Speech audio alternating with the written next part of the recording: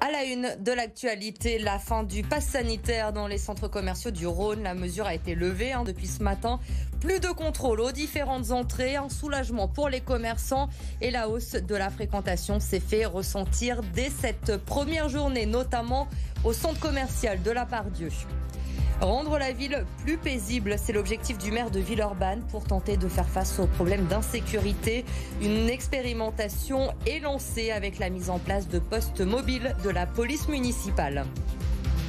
Un week-end de sport, le Loup sera à Pau demain pour la deuxième journée de top 14. Les hommes de Pierre Mignoni veulent confirmer le succès contre Clermont. L'OL jouera lui dimanche contre Strasbourg, premier match après la trêve internationale et avant le début de la Ligue Europa jeudi prochain. Les commerçants et les directeurs le demandaient depuis quelque temps déjà. Ça y est, le pass sanitaire n'est plus obligatoire dans les centres commerciaux du département du Rhône. La mesure a été levée hier par le préfet et dès cette première journée sans contrôle, la hausse de la fréquentation a été visible notamment au centre commercial de la Part-Dieu. Reportage de Corentin Marabeuf. Fini les longues files d'attente à l'entrée du centre commercial de la Part-Dieu. Après un mois de contrôle, plus besoin de passe sanitaire pour faire son shopping. Un gain de temps pour les clients, mais surtout une véritable délivrance pour les commerçants. J'ai eu une belle découverte ce matin en arrivant. Vraiment, on est très ravis que ce passe soit retiré. Un très grand soulagement. Pour ma part et également pour les autres commerçants. On est ravis de savoir que les clients peuvent venir librement à la Part-Dieu, au centre commercial. Aujourd'hui, on a beaucoup plus d'entrées depuis ce matin et des clientes, on va dire, un peu plus en joie et moins inquiètes. Ici, le pass sanitaire avait nécessité la mise en place de lourds moyens logistiques. Un peu plus de 230 000 € par mois pour contrôler le pass aux différentes entrées du centre commercial. Conjugué à la baisse de la fréquentation, les pertes sont énormes. En termes de fréquentation, ça a été très délicat. On a perdu presque 30% de fréquentation avec la mise en place du pass sanitaire dès le 13 août, voire jusqu'à 50% de perte de fréquentation par rapport à il y a 2 ans pour partir sur une année normale. Donc effectivement, là, c'est le soulagement parce qu'on est dans une période phare de rentrée scolaire. Et tous nos commerçants sont soulagés. Les 3 derniers mois de l'année représentent près de la moitié du chiffre d'affaires annuel des commerçants du centre commercial. Sans passe sanitaire, c'est l'espoir de réaliser une belle fin d'année qui est de retour. Le pass sanitaire qui était entré en vigueur dans notre département pour les centres commerciaux le 16 août dernier. Clémence Delarbre, on va faire le point ce soir. La mesure a donc été levée hier. Pourquoi le préfet a-t-il pu prendre cette décision ? Car Elodie, nous sommes enfin passés sous la barre des 200 pour le taux d'incidence. C'est Bruno Le Maire qui l'a annoncé ce lundi. Le gouvernement voulait assouplir les règles du pass sanitaire dans les centres commerciaux à une condition, que le taux d'incidence passe en dessous de la barre des 200 pour 100 000 habitants et ce pendant 7 jours consécutifs. Et dans le Rhône, nous sommes passés sous ce seuil depuis maintenant une dizaine de jours. Ça n'était pas arrivé depuis fin juillet, mais quand l'annonce a été faite par le gouvernement, cela ne faisait pas 7 jours complets que nous étions en dessous des 200. Voilà pourquoi la préfecture l'a annoncé seulement ce jeudi. Mais attention, un retrait du pass sanitaire ne veut pas dire que tout redevient comme avant. Évidemment, les règles de distanciation et les gestes barrières sont toujours de vigueur. Et le port du masque également, toujours obligatoire dans les centres commerciaux, car même si la situation s'améliore, la crise n'est pas encore terminée, Clémence. Oui, le taux d'incidence reste tout de même élevé. Il est de 163, un chiffre qui diminue depuis la mi-août. Mais le Rhône reste toujours au-dessus de la moyenne nationale qui est de 128. Dans les hôpitaux, la pression hospitalière est passée en dessous de la barre des 50%, mais elle est toujours de 44%, avec 287 personnes hospitalisées, dont 84 toujours en réanimation. Une situation qui devrait s'améliorer dans les semaines à venir, puisque la vaccination prend de plus en plus d'ampleur. Aujourd'hui, 77% des Rhodaniens ont déjà reçu une dose de vaccin. Merci Clémence pour toutes ces précisions donc sur la situation épidémiologique dans notre département du Rhône. Dans le reste de l'actualité, ce soir, c'était un engagement de campagne. La mairie de Villeurbanne s'engage pour rendre la ville plus paisible. Elle a décidé de lancer une expérimentation avec un poste mobile de la police municipale. Une première réponse face aux problèmes liés à l'insécurité dans certains quartiers. Les explications avec Arthur Blé. Augmentation des effectifs de la police municipale, renforcement de la vidéoprotection, voici désormais le poste mobile. Ce camion est présent chaque mercredi et vendredi, jour de marché au Tonkin. Objectif, une police plus présente pour les habitants. La police municipale, son travail, c'est de faire de la présence pour rassurer, c'est de faire de la présence pour aller à la rencontre et recueillir l'avis des habitantes et des habitants, de recueillir non pas des plaintes, puisque ça, ils n'ont pas le droit de le faire, mais recueillir des doléances. Ça permet aussi, bien sûr, quand on voit la police municipale, ça peut éviter un certain nombre de personnes de passer à l'acte. Ce camion qui sillonnera les routes villeurbanaises pourra également servir pour des contrôles routiers ou en cas de rassemblement.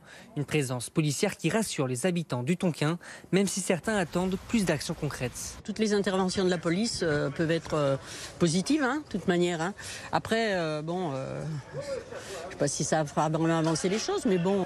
J'ai pensé que c'est une bonne idée. Oui, je vais utiliser, mais est-ce qu'il y a un problème, je vais utiliser. C'est la présence, ils sont là pour nous écouter et puis ils vont... Enfin, forcément, le but c'est d'intervenir par la suite pour la police nationale. Et c'est justement le manque de policiers nationaux que critique le maire de Villeurbanne. Il en appelle au ministère de l'Intérieur pour renforcer les équipages dans sa commune. Quelques mois seulement après sa dissolution, Génération Identitaire, groupuscule d'extrême droite, s'apprête à ouvrir un nouveau bar dans le 5e arrondissement. L'inauguration est prévue demain. Le lieu, baptisé Les Remparts, et la fusion du bar La Traboule et de la salle de boxe La Gaugée. Les nouveaux gérants décrivent ce complexe comme, je cite, communautaire, culturel et sportif. Notre page sport à présent, comme chaque vendredi soir sur BFM Lyon. On va retrouver Édouard G dans un instant pour évoquer l'Olympique Lyonnais. Mais d'abord, le Loup qui se déplace demain après-midi sur la pelouse de Pau. Deuxième journée de top 14. Et après la victoire la semaine dernière à domicile face à Clermont, les hommes de Pierre Mignoni veulent enchaîner, bien sûr, demain. Julie Yalap et Laurent Canonico. Une victoire convaincante à Gerland face à Clermont. Le Loup ne pouvait pas rêver meilleure entame pour cette saison. L'heure est venue de confirmer hors de leur base pour des Lyonnais qui attendent la première sortie à l'extérieur autant que la première à domicile. C'est un réel test sur toute la préparation qu'on a effectuée. C'est un réel test autant mental que physique parce qu'on va être devant une équipe qui veut aussi bien faire à domicile. Donc forcément, ça va être un gros choc et j'espère qu'on va en ressortir vainqueur. Il leur faudra pour cela procéder à quelques ajustements, trouver plus de fluidité, mais aussi régler l'indiscipline entrevue dimanche dernier. Ajoutons à cela plus de consistance et de régularité, deux domaines dans lesquels le Loup avait pêché la saison dernière. Les grandes équipes se construisent à l'extérieur, à la maison, sur la capacité à avoir du caractère, j'ai envie de dire 90% du temps de la saison. Si c'est pas un petit peu plus. Donc voilà, c'est comme ça qu'on ira dans nos objectifs.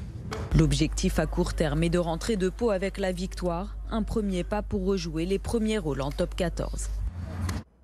L'Olympique Lyonnais, lui, reçoit Strasbourg dimanche soir. Retour à la Ligue 1 donc pour nos Lyonnais. L'OL qui doit absolument prendre des points à la maison et confirmer la première victoire de la saison.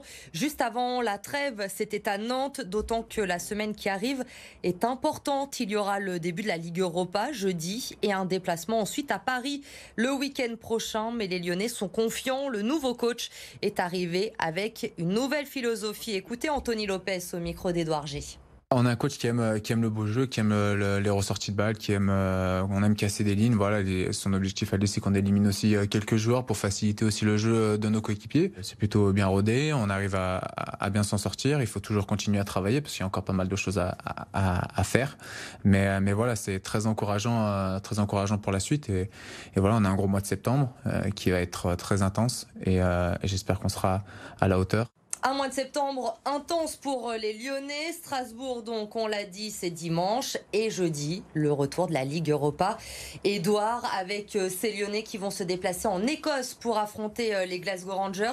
Mais certains joueurs lyonnais pourraient être obligés de rester à la maison. Oui, un véritable imbroglio. Nous sortons de la trêve internationale. Ça veut dire que c'est un espace dans le calendrier qui est réservé aux sélections des pays. Les Lyonnais, par exemple, il y en avait 12 qui étaient éparpillés dans tout le monde. Je vais vous parler de 3 joueurs, Bruno Guimaraes et Lucas Paqueta qui étaient au Brésil, et puis Tino Kadewere qui était en Éthiopie et dans son pays, le Zimbabwe. Alors pourquoi je vous fais un petit peu ce tour du monde et quel rapport avec l'Écosse de jeudi ? La Covid, la pandémie forcément, puisque ces pays, le Brésil et le Zimbabwe, sont en rouge sur la carte sanitaire de l'Écosse.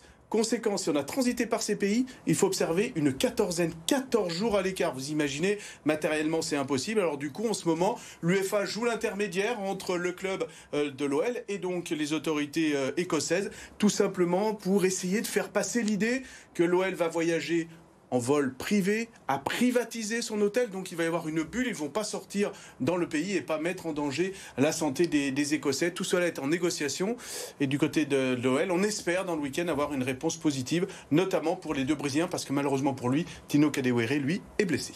Merci Edouard pour ces précisions, on y voit un petit peu plus clair dans cette histoire. Affaire à suivre donc.